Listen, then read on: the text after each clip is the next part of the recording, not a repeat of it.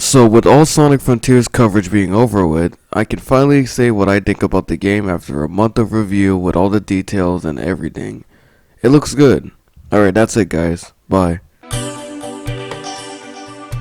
Okay, but seriously, in this video I want to try to go through all my thoughts on everything that's been shown off, everything that's been told, all the info drops. I just want to give my thoughts about everything about this game.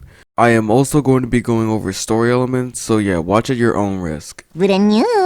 Alright, so let me give my first thoughts on the gameplay overall, and in all honesty, Sonic Frontiers gameplay compared to the IGN first gameplay, the one that was shown off recently looks really better than what was shown off at first.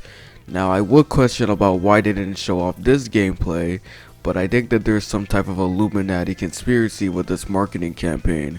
But yeah, it's clear that they got some type of different build compared to what IGN got, and whatever this build is, it looks really nice, and it's overall just a straight up improvement to what was shown before. And I think the overall presentation was just really nice as well, and I think it might be the 60 FPS talking, but the game just looks a lot more fluid, but 100% I think it just might be because it was in 60 FPS compared to the 30 frames that we saw. But in terms of animation in general, some animations generally look really good. Like sometimes some animations look janked in the early build and it's been fixed here and it just looks really nice. So it's not really just the 60 FPS here. And although you're still somewhat Sonic by yourself with a bunch of enemies, it doesn't really feel super lonely and empty anymore. You at least have stuff to do with the materials that you've been given. Yeah, running around, grinding on rails, boosting, it generally just seems like really fun to run around in this open world. And apparently other than boosting you can go even faster, and we just haven't seen it yet. And apparently it's the blue aura boost that we're all used to in like other Sonic Boost games. But with all the rails, the ramps, the platforms, the springs, and everything, it just looks like a really fun world to just run around. My fear is that you would just run around in an empty looking world and it would get boring after a while. But what won't get boring is this combat. The combat in this game was shown off really well and it looks really nice. Apparently there's some type of skill tree, so you'll be unlocking different moves each time, so you can just add on to Sonic's arsenal of moves. You'll probably just start off with a normal punch and kick combo, but as like you upgrade Sonic's like experience or whatever it's going to be, Sonic is going to get even stronger and have access to even more moves. There's parries, there's quick dodges, and I think just overall with the enemy design, and there's a way that you can take on each enemy, it seems like that they really did think this combat through. Honestly, I can't wait to be making like Sonic Frontiers combo videos, like how people do Kingdom Hearts or Devil May Cry or any other beat 'em up for that matter, because the combo just looks really fun and the way you take on each enemy like just shows a lot of potential. My personal favorite move, it hasn't been shown off in 60 FPS and I want to see it soon, but it's the dang flurry projectile kick that he does. It looks really clean. I also didn't mention this before, but Sonic looks actually better to control compared to like what he's ever been like to control in like a couple years now. Like it actually seems like he can turn normally without having to like break your palms, you know. If you play boost games, you know what I mean. Sonic has always been pretty awkward to like control in like an environment that's pretty open in those games. So having Sonic look this like fun to control in like an open area seems like that this might be the first game after a long while to have like good control over Sonic. But yeah, other than the combat, let's also get into Cyberspace. This is going to be a lot shorter since we haven't seen much of it, but Cyberspace levels are more akin to boost game levels that we are used to. And yes, I am aware that they are using Green Hill and Chemical Plant again, but I also feel like that even though we're getting those levels, that we're also getting other classic levels being like reimagined in a 3D environment. Although yes, it's kind of fun to see Green Hill again. I'm kind of excited about Chemical Plant, honestly. I've also heard about a Metropolis Zone level as well, and like the whole idea of other classic levels being reimagined in 3D that isn't like Green Hill or Chemical Plant is really interesting.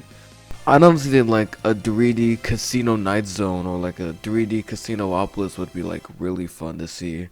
I think the best way to go about these levels is to either have stages from the past that have never been I think the best way to go about these cyberspace levels is to either have stages that haven't been reimagined in 3D if you're gonna use them for the past, or you get new original stages like that weird city level which looks like a really crazy version of Skyscraper Scamper from Sonic Unleashed.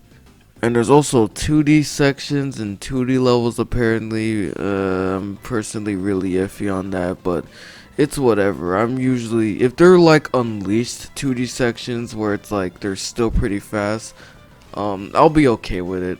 I just don't want them to be like Colors 2D sections. So yeah, the final element that I'm going to be talking about is the story.